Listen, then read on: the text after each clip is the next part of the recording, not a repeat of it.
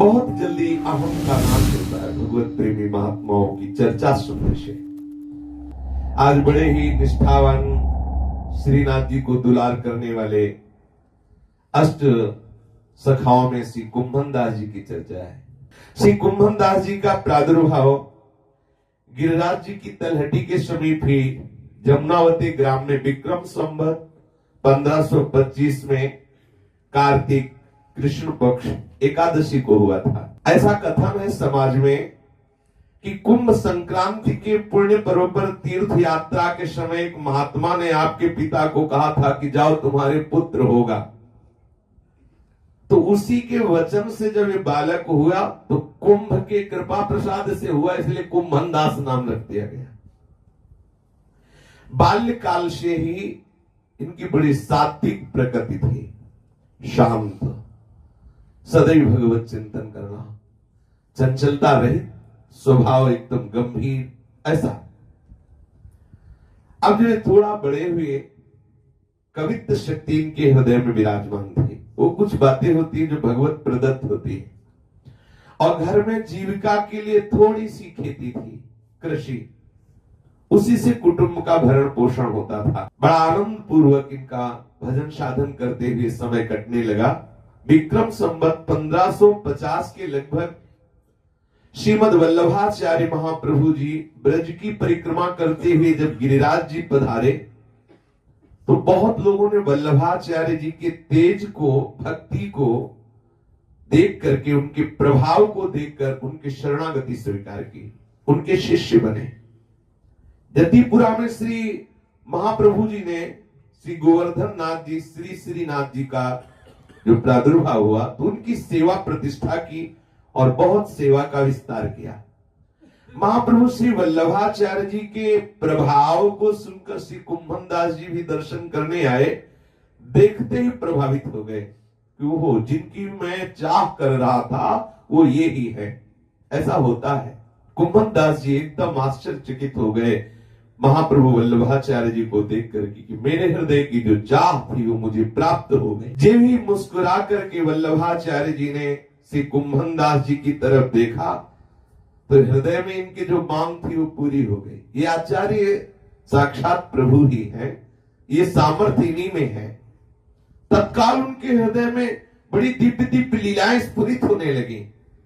कुंभन दास जी संगीत विद्या में परम प्रवीण थे, कंठ भी अति मधुर था। अतः श्रीमद वल्लभाचार्य महाप्रभु ने आपको श्री श्रीनाथ जी के समीप ले गए और कहा इनको पद सुनाओ और नित्य इनकी कीर्तन सेवा मैं तुम्हें प्रदान करता हूं। पद कीर्तन सेवा, रोज आकर समय से श्री श्रीनाथ जी को पद सुनाया करो। श्री कुंभन दास जी श्री श्रीनाथ जी के सामने बैठते हैं और सुंदर जो उनके हृदय में लीला स्फुरित होती वही गायन करते। देखते श्रीनाथ जी की शोभा। श्री महाप्रभु जी कुंभन दास जी के पद सुनकर बहुत प्रसन्न हुए। गुरु को प्रसन्न देखकर कुंभन दास जी अपने को कृतार्थ मान रहे हैं। एक बार एक दुष्ट यवन ने पश्चिम दिशा से आकर ब्रज क्षेत्र में अत्यंत ही उपद्रव किया। वो प्राय मंदिरों को ही लूटता और मूर्तियों को तोड़ता फोड़ता था। अब वो दुष्ट यवन ब्रज में प्रवेश किया, मंदिरों को तोड़ना, मूर्तियों को तोड़ना, लूट लेना। जब ये बात यहां श्री श्रीनाथ जी के परिकर को सुनने को मिली कि यवन की पूरी सेना आ रही है, मंदिरों को तोड़ा फोड़ा जा रहा है, ठाकुर की भी छवि को तोड़ा जा रहा है, सब लूट लेते हैं वो लोग, और गिरिराज जी की तरफ वो सेना आ रही है। जब 5 कोस दूर ही ये यवन लोगों का पड़ाव पड़ा तो श्री श्रीनाथ जी की सेवा में सद्दू पांडे, श्री मानिक चंद जी, श्री रामदास जी भितरिया, श्री कुंभन दास जी ये रहते थे। ये सभी सेवाधिकारी जन आपस में विचार विमर्श करने लगे कि अब क्या किया जाए। तो बोले कि श्रीनाथ जी से पूछ लिया जाए कि क्या किया जाए। तो श्रीनाथ जी से पूछा अब क्या किया जाए। मलेच्छ छाया सेना से बोले हमको लेके भाग चलो, हमको लेके भाग चलो। देखो ये दुलारे प्यारे लाल जो है ना, कोई भगवान तो है नहीं कि चिंता मत करो सुदर्शन चक्र से हम नष्ट कर देंगे, नहीं, क्योंकि लाल है ना। पुष्टि मार्ग में यशोदा भाव से दुलार करते हैं आचार्य चरण, और सखा भाव से ये महापुरुष जन दुलार करते हैं। तो आखिरकार बहुत ही नौ किशोर लाल जो है उधर बहुत ही छोटे पालने वाले ठाकुर जी हैं। ठाकुर जी बोले हमें टोड़ को घनो अर्थात बहुत निर्जल स्थल वहां ले चलो। सद्दू पांडे जी ने कहा तुरंत में तो डोली मंगाना और ये सब मुश्किल ही पड़ेगा, एक भैंसा ले आओ।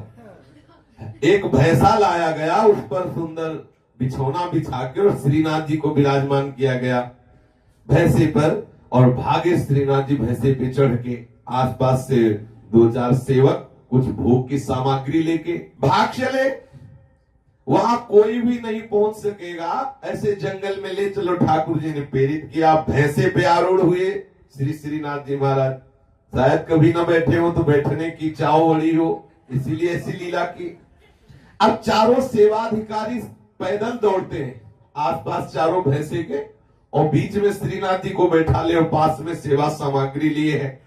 अब श्रीनाथ जी तो भैंसे में बैठे, इसलिए कांटा लगने की कोई समस्या नहीं, झाड़ी हो ये सब नहीं। और वहां जो चारों सेवक थे ना, सबके कपड़े नीचे फट रहे हैं, पैरों में सब त्वचा में कांटे गड़ रहे हैं, लेकिन श्रीनाथ जी को कष्ट न हो, ऐसे श्रीनाथ जी को किसी का दर्शन भी ना हो जाए जिससे कोई बता न दे मिलेच्छों को कि इधर श्रीनाथ जी गए हैं।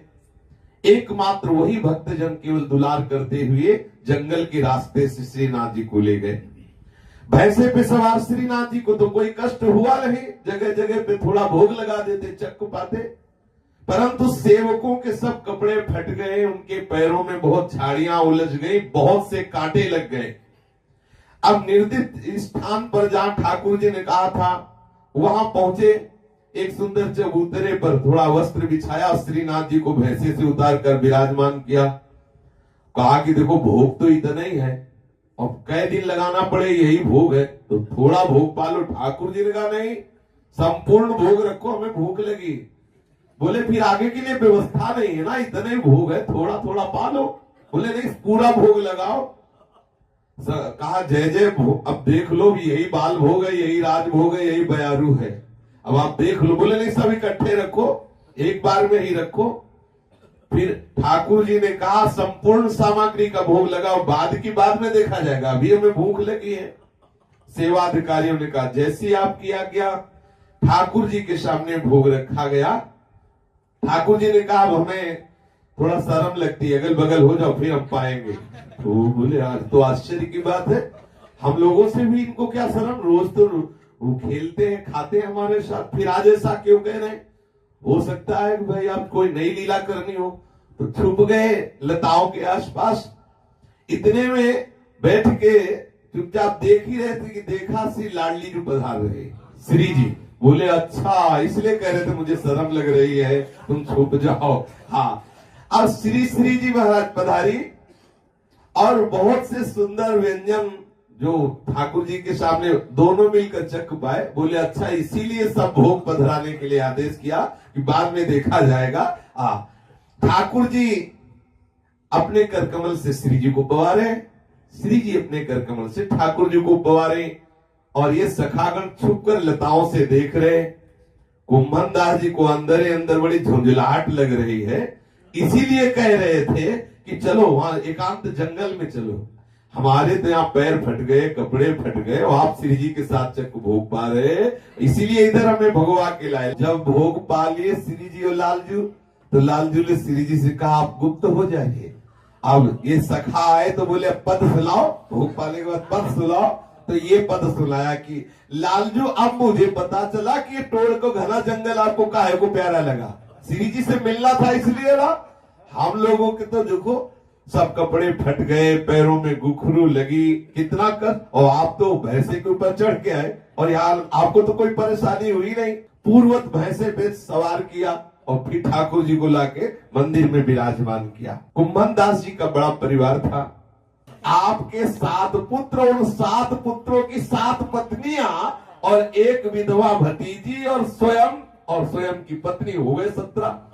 और 17 जनों के उदर पोषण के लिए थोड़ी सी कृषि खेती थोड़ी सी थी, अथा बिल्कुल निर्धन थे, बिल्कुल निर्धन, मतलब पेट किसी तरह एक बार कुछ पड़ जाए बस इतना था। इतनी नितांत गरीबी थी कि ठाकुर जी चिंता करते इनके प्रति। ये बड़ी बात होती है। ठाकुर जी ये परेशान थे कि कुंभनदास जी को हम कैसे सुख पहुंचावें।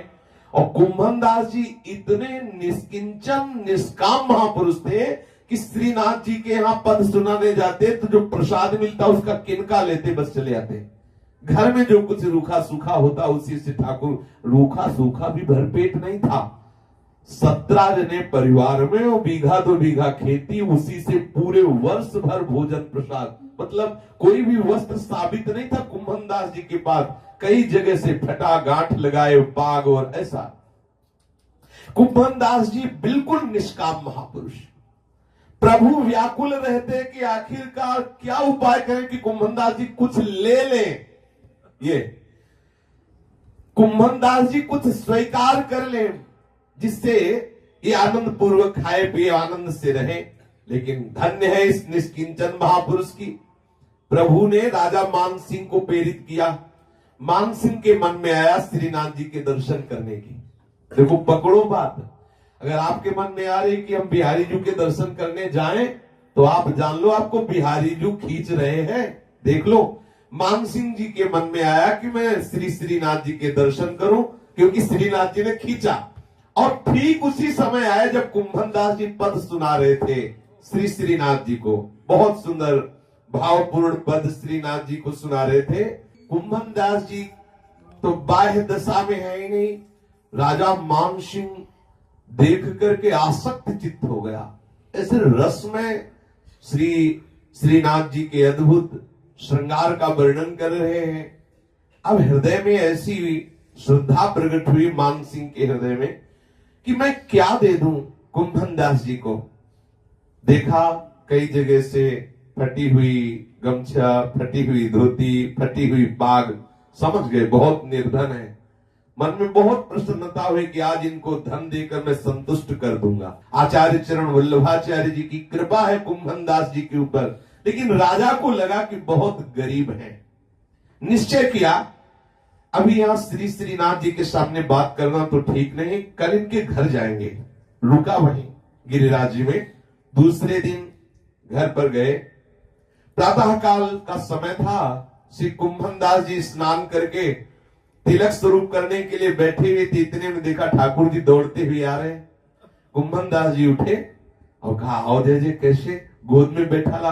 बोले, सुनो सुनो, मैं तुमसे एक प्रिय बात कहने आया हूं, मेरी बात मान जाना।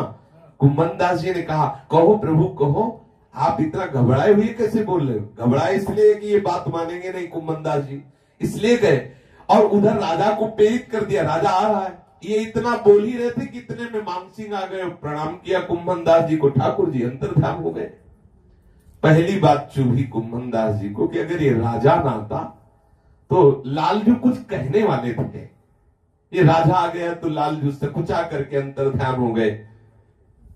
ठाकुर जी के चले जाने से बहुत हृदय में झुंझलाहट पैदा हुई। ये कहां से आ गया राजा? कौन सा दुर्भाग्य प्रकट हुआ कि ये आ गया, हमारा राजा भाग गया। अगर ये ना आता तो वो ठाकुर जी क्यों जाते? और जाने क्या मुझसे वो कहना चाहते थे। कह रहे थे कि एक प्रिय बात कहूं। बड़ी दैन्यता से विनय से घबराए हुए कह रहे थे। पता नहीं क्या बात कहते। कुंभनदास जी के हृदय में यही चिंतन चलने लगा और बीच बीच में कह उठते, जाने क्या कहते, आह भरकर जाने क्या कहते। अर्थात में आए थे।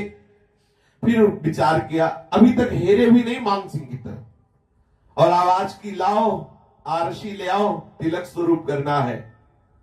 भतीजी बोली कि आसन और आरसी दोनों खत्म हो गए। कैसे? बोले आसन को पड़िया खा गई और आरसी को पड़ा पी गया। मान सिंह को पहले लगा कि कौन सी भाषा है कि आसन पड़िया खा गई और जो आरसी वो पड़ा पी गया। हाँ, तब राजा मान सिंह ने उस चाचा भतीजी के संवाद को सुन करके अर्थ समझने की चेष्टा की। इतने में ही कुंभनदास जी ने कहा, तो दूसरा तैयार कर दो। तो तृण का तत्काल आसन बिछा दिया और एक मिट्टी के कुंडी में जल भर कर ले आए। समझ गए कि इतनी गरीबी है कि ठीक आसन नहीं है और दर्पण देखने के लिए, तिलक लगाने के लिए भी नहीं है। उस कुंडी के जल से देखकर तिलक लगाया और तृण के आसन में बैठकर अपनी जो दिनचर्या करनी है। श्री कुंभन दास जी से पूछा कि आपके पास आसन भी नहीं है, दर्पण भी नहीं है, अगर आप मुझे आदेश करें तो मैं रत्नों से, विशेष विशेष मणियों से जटित आपको दर्पण भेंट कर दूं। कुंभन दास जी ने कहा, इस टूटी झोपड़ी में उस मणियों के दर्पण को रख के हम क्या करेंगे, हमारे किस काम में आएगा। फूस की झोपड़ी में मणिजटित दर्पण रखेंगे तो आसपास से आकर हमारी पिटाई और करेंगे लोग, क्योंकि दर्पण कीमती है तो ले जाएंगे। हमें दर्पण की सुरक्षा की चिंता लगी रहेगी। देखो, हमारे ऊपर श्री श्रीनाथ जी की बहुत कृपा है, हमें आपसे दर्पण नहीं चाहिए। राजा मान सिंह ने हाथ जोड़ा और 1000 स्वर्ण मुद्राएं अर्पित की, ये तो ले लो। कुंभन दास जी ने कहा, नहीं, हमें जो श्रीनाथ जी ने रूखा सूखा दिया वही हमारे लिए पर्याप्त है। जो हमारी खेती से पैदा हुआ अन्न है, हम उसी से उदर पोषण करते हैं। मुझे आपकी 1000 स्वर्ण मुद्राएं बिल्कुल नहीं चाहिए। हार गया राजा मान सिंह। राजा मान सिंह ने कुंभन दास जी से कहा कि आप एक काम तो कर ही लीजिए, हमारी बात मान लीजिए कि आप जिन दुकानों से सामग्री लाते हो उन दुकानों को मैं आदेश कर दूंगा, प्रति महीने मैं स्वयं उनको भेंट दे दिया करूंगा, आप केवल मनमानी सामान ले आई। कुंभन दास जी ने कहा, ऐसी कोई सामान है नहीं जो दुकान से हम लाए। रूखा सूखा जो हमारी खेती में होता है उसी को उबाल के हम पा लेते हैं, हमारे यहाँ दुकान में नहीं जाया जाता। एक तो वैसी खेती थोड़ा अन्न पैदा होता तो दुकान में वो जाए जिसके धन हो, इनके पास तो धन है नहीं। बोले ऐसी कोई सामान नहीं आती जो दुकान से आवे। अब तो मान सिंह एकदम निराश हो गए कि हमारी कोई भी वस्तु स्वीकार नहीं कर रहे। तो उन्होंने कहा कि मैं सरकारी कोष से पूरे ग्राम की जितनी दुकानें सब जगह धन जमा करवा देता हूं, आप कुछ ले लिया करें। कुंभन दास जी ने कहा, मुझे बिल्कुल कोई वस्तु की आवश्यकता नहीं है, हमारे ऊपर श्रीनाथ जी की बहुत कृपा है, आप बिल्कुल इस विषय में चिंता न करें। राजा मान सिंह ने कहा कि फिर आपका काम कैसे चलेगा। बोले, ये वृंदावन ब्रजधाम के जो करील हैं और बेर के पेड़ है ना, ये हमारे धनी मानी सेठ है, हमारा उदर पोषण करते रहते हैं। गर्मी के दिनों में करील टेटी फल देता है। अब आप समझ लीजिए, टेटी फल कुछ लेके भोग लगाया, परिवार में बांट लिया और पाया और श्री कृष्ण भजन में उन्मत्त है। बोले, गर्मियों में पेट भरता है करील, क्योंकि उससे टेटी के फल मिलते हैं, और सर्दियों में पेट भरते हैं बेर के पेड़, उनसे कुछ बेर ले लेते हैं, उससे परिवार भरता है। और कैसे महापुरुषों ने हरि चरणों का आश्रय लेकर कैसे हरि को रिझा। राजा हाथ जोड़े खड़ा, परेशान है कि कुछ ले लीजिए, वो कि हमें जरूरत नहीं। राजा मान सिंह जी कुंभन दास जी की इस अकिंचनता से अचंभित हो गए, बहुत दैन्य होकर बोले, कुछ तो आदेश कर दीजिए। बोले, हाँ कर देंगे। ये आदेश है कि आप कभी कृपा करके इधर पधारिएगा नहीं, ये आदेश। अंत में मान सिंह ने कहा, कुछ तो आदेश कर दीजिए। बोले, हाँ आदेश है कि आप कभी पुनः पधारिएगा नहीं इधर। ये देखो कितनी निष्किंचनता है।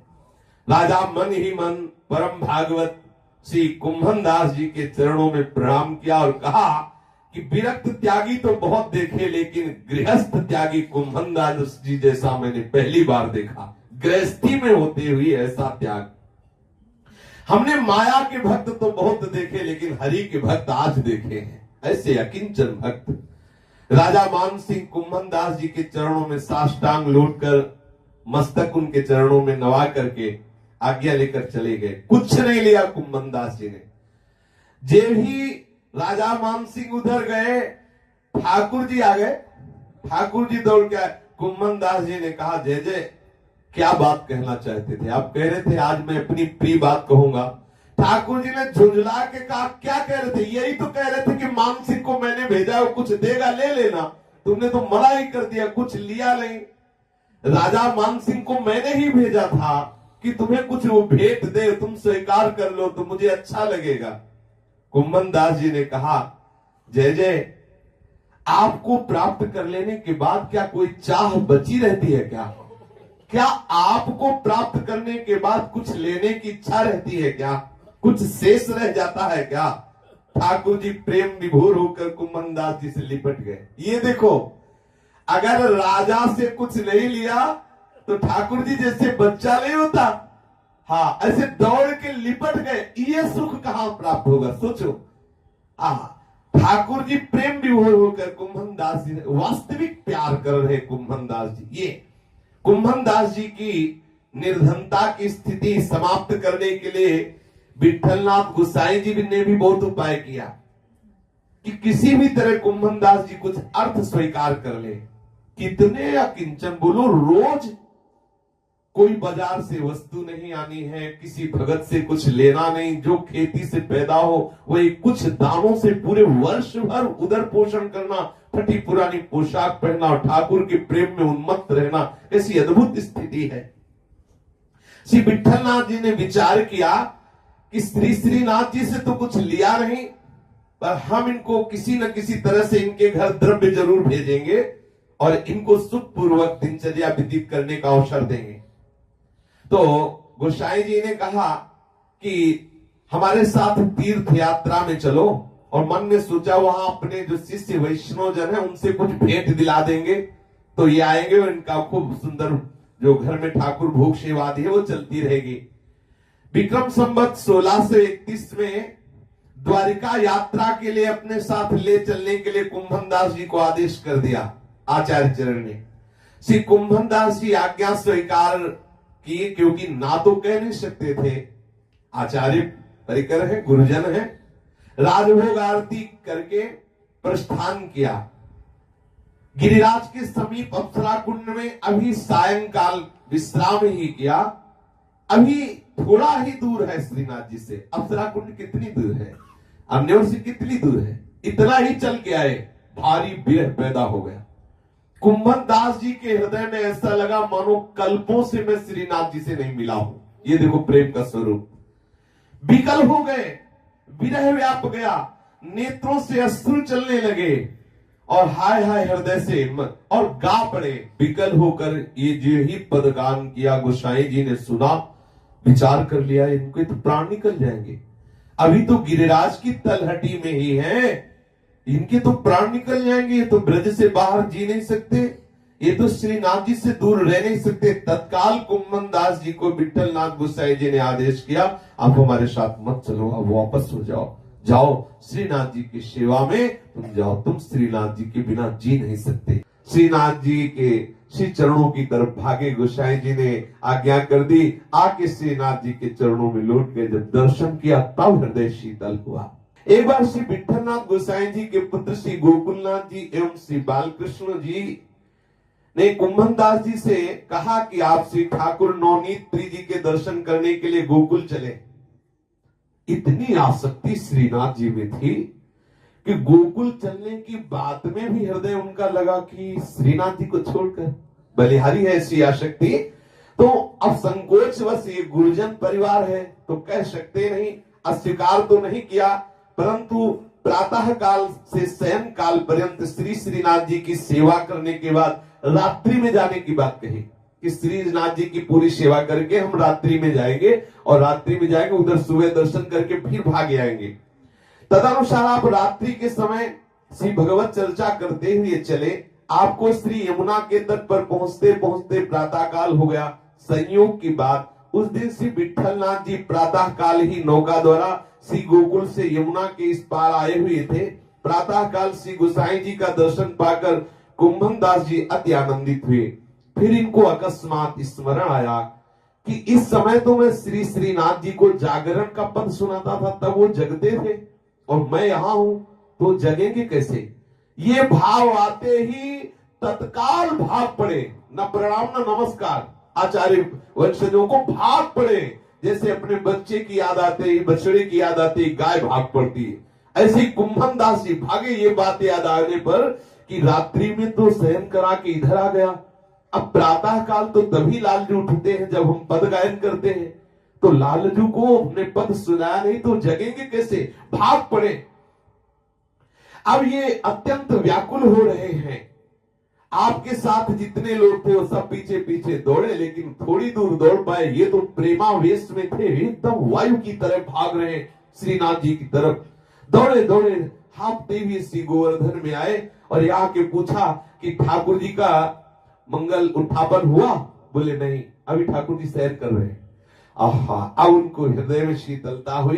पूछा कि आज इतना समय हो गया, अभी ठाकुर जी जगे क्यों नहीं? तो उन्होंने कहा कि जो भीतरिया जी सेवा में थे, वो जब जब नहा धो के सेवा के लिए आते तो कोई न कोई आके इनको छू लेता, फिर आने चले जाते। इसी में उनको समय लगता रहा। अभी श्रीनाथ जी सैर ही कर रहे, ठाकुर जी जागृत नहीं हुए। श्री कुंभन दास जी गए और अत्यंत दुलार करके ठाकुर को पद सुनाया जागरण का, तब ठाकुर जी जागे। ये देखो प्रीति, अगर कुंभन दास जी के हृदय में इतनी प्रीति है तो ठाकुर जी के हृदय में भी ये जगे नहीं। जब तक कुंभन दास जी पद नहीं सुनाएंगे हम जगेंगे नहीं। इसी समय श्री विठल नाथ जी घोड़े पर आरूढ़ होकर श्री गोकुल से श्री गोवर्धन के लिए आ गए। इन्होंने पूछा कि पूजा में इतनी देरी सेवा में क्यों हो गई? पुजारी जी ने बताया कि महाराज आज ठाकुर जी ऐसी लीला कर रहे थे कि जब हम स्नान करके अपरस में सेवा करने जाते तो कोई न कोई ऐसा आ जाता और हमें छू लेता। 4-5 बार हो गए, अब नहा नहा के परेशान हैं। अभी अभी ठाकुर जी को उठाया है।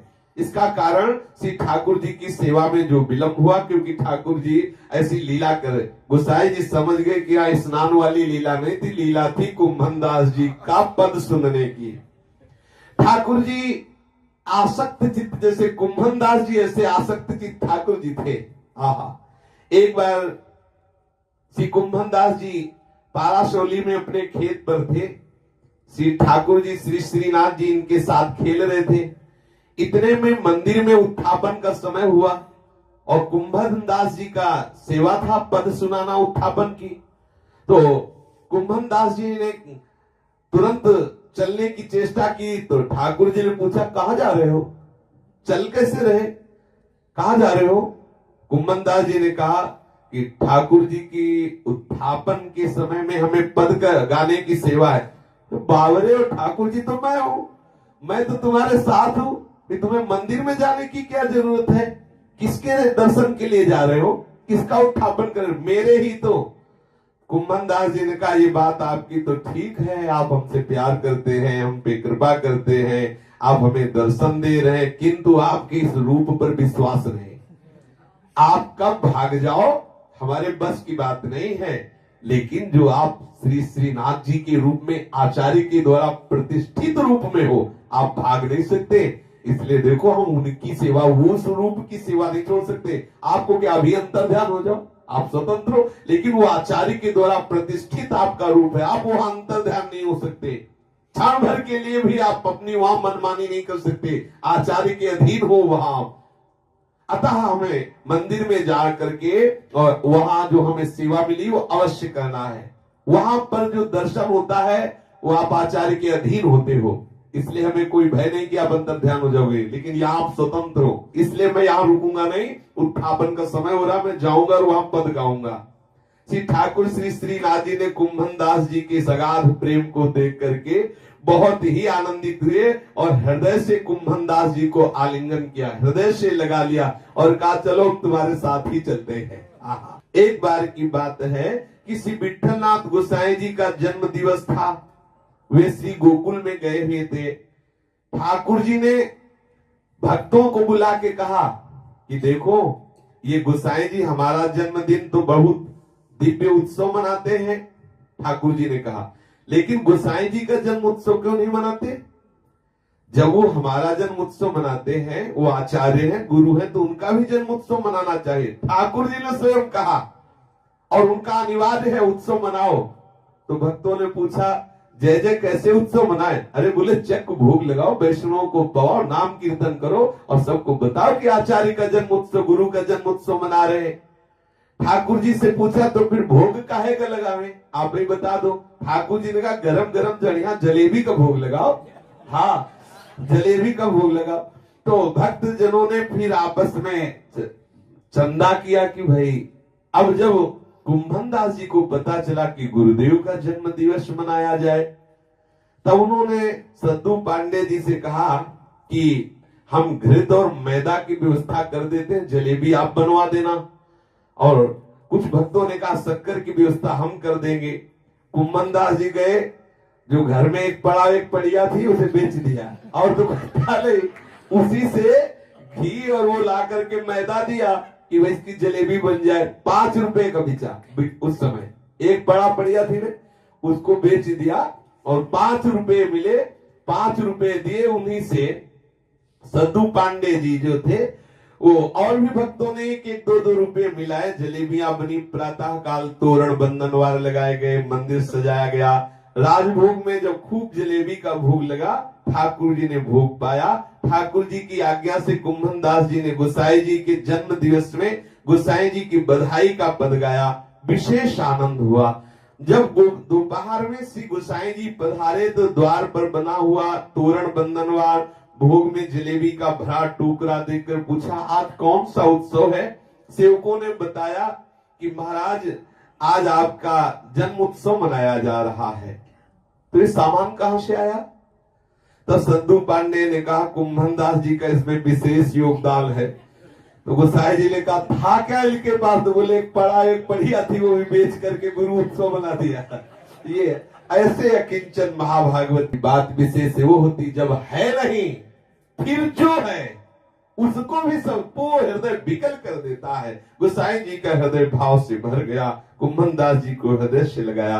विक्रम संवत 1602 के समकालीन जब विठलनाथ गोसाई जी ने ब्रज भाषा के अष्टछाप कवियों की स्थापना की, तब उसमें श्री कुंभन दास जी एवं उनके सुपुत्र श्री चतुर्भुज दास जी को भी सम्मिलित किया।